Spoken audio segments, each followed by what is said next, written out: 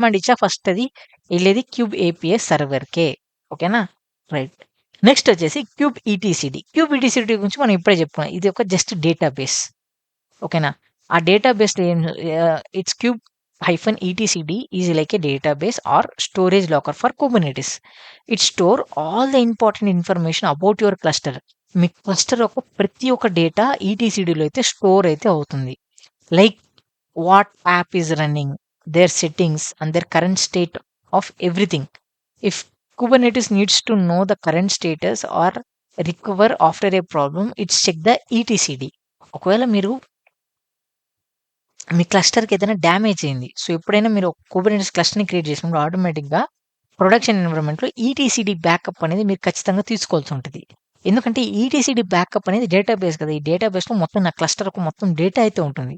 ఒకవేళ నాకు రేపు ఎప్పుడైనా నా క్లస్టర్ ఏదైనా కరప్ట్ అయిపోయినా గూడా, నా దగ్గర ఈటీసీడీ బ్యాకప్ ఉంటే నేను ఈటీసీడీ బ్యాకప్ యూజ్ చేసుకొని నా డేటాని, నా పార్ట్స్ అన్నిటిని నేను రికవరీ చేయగలుగుతాను.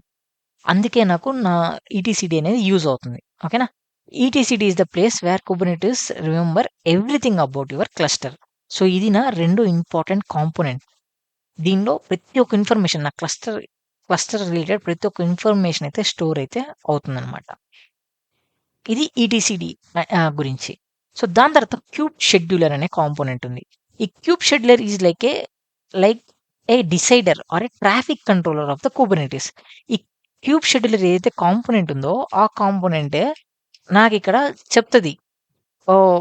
రేయ్! ఈ పాడ్ ఇది ఒకవేళ డౌన్ అయిపోయిందంటే, ఇది ఇక్కడ స్టోర్ అవ్వు. ఈ డాకర్ హోస్ట్‌లోకెళ్ళు. ఈ సెకండ్ పాడ్ వచ్చేసి ఈ డాకర్ హోస్ట్‌లోకి వెళ్ళు.